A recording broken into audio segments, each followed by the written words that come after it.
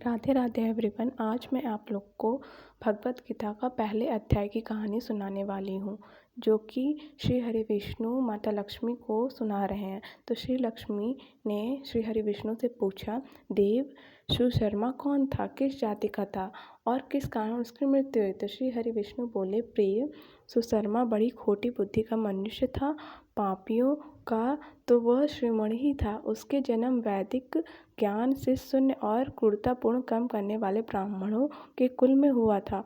वह न ध्यान करता था, न जप करता था, न अतिथियों का सत्कार करता था। वह लंपट होने के कारण सदा विषयों के सेवन में ही आसक्त रहता था। हल जोतता और पत्ते बेचकर जीविका चलाता था। उसे मदिरा पीने का व्यसन था तथा मांस भी खाया करता था। इसी प्रकार उसने अपने जीवन का दीर्घकाल व्यतीत कर दिया।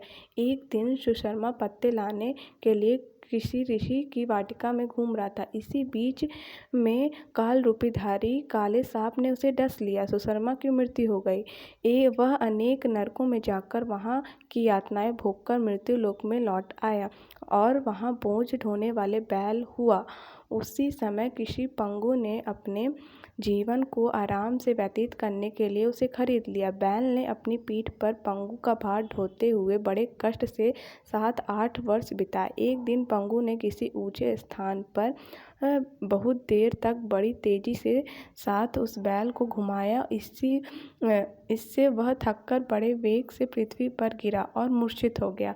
उस समय वहाँ कौतूहल आकृष्ट हो बहुत से लोग एकत्रित हो गए और उस जन समुदाय में से किसी पुण्य आत्मा व्यक्ति ने उसने बैल का कल्याण करने के लिए उसे अपने पुण्य दान किया।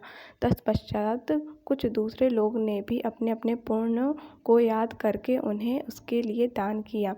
उस भीड़ में एक वेश्या भी खड़ी थी। उसे अपने पुण्य का पता नहीं था, तो उसने भी लोगों को देखा देखी उस बैल के लिए कुछ त्याग किया। यमराज के दूत उसे मरे हुए प्राणी को पहले ले गए। वहाँ यह विचार कर रहे थे कि वैश्य के दिए हुए पुण्य से पुण्यवान हो गया है, उसे छोड़ दिया गया। फिर वह भूलोक में आकर उत्तम कुल और शील वाले ब्राह्मणों के घर उत्पन्न हुआ। उसी समय भी उस अपने पुण्य जन्म की बातें का स्मरण बना रहा। बहुत दिन बाद अपने अज्ञान के दूर करने वाले कल्याण तत्व का जिज्ञासु होकर वह उस वैश्या के पास गया और उसने दान किए बात बतलाते हुए उससे पूछा, तुम कौन सा पुण्य दान किया था। वैश्या ने उत्तर दिया, वह पिंजरे में बैठा हुआ तोता प्रतिदिन कुछ पढ़ता था, से मेरा अंतःकरण पवित्र हो गया, उसका पुण्य मैंने तुम्हारे लिए दान किया। इसके बाद उन दोनों ने तोते से पूछा। तब उस तोते ने अपना पुण्य जन्म का स्मरण करके प्राचीन इतिहास का आरंभ किया। तोता बोला, पूर्ण जन्म में मैं विद्वान होकर विद्या के अभिमान में मोहित रहता था। मेरा राग द्वेष इतना बढ़ गया था कि मैं गुणवान विद्वानों के प्रति ईर्ष्या भाव रखने लगा था। फिर समय अनुसार मेरी मृत्यु हो गई और मैंने अनेक घृणित लोकों में भटकता फिरा। उसके बाद इस लोक में आया। सद्गुरु की अनंत निंदा करने के कारण तोते के कुल में मेरा जन्म हुआ। पापी होने के कारण छोटी अवस्था में ही मेरे माता पिता से वियोग हो गया।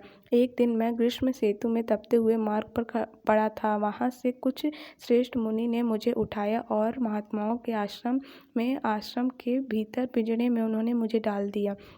वहीं मुझे पढ़ाया गया। ऋषियों के बालक बड़े आदर से साथ गीता के प्रथम अध्याय का आवृत्ति करते थे। उन्हीं से सुनकर मैं भी बारंबार पाठ करने लगा। इसी बीच में एक चोरी करने वाले बहेलिये ने मुझे वहाँ से चुरा लिया। तत्पश्चात इस देवी ने मुझे खरीद लिया। यही मेरा वृत्तांत है जिसने मैंने आप लोगों को बताया। पूर्व काल में मैंने इस प्रथम अध्याय का अभ्यास किया था, जिससे मैंने अपने पापों को दूर किया है। फिर उसी से इस वैश्या का भी अंतःकरण शुद्ध हुआ है और उसकी पुण्य से यह दृढ़ सुशर्मा भी पाप मुक्त हुए हैं। इस प्रकार परस्पर वार्तालाप और गीता के प्रथम अध्याय महात्मा की प्रशंसा करके वे तीनों निरंतर अपने अपने घर गीता का अभ्यास करने लगे। फिर ज्ञान प्राप्त करके वे मुक्त हो गए। इसलिए जो गीता का प्रथम अध्याय को पढ़ता है, सुनता है तथा अभ्यास करता है, उससे भव सागर को पार करने में कोई कठिनाई नहीं होती। राधे राधे।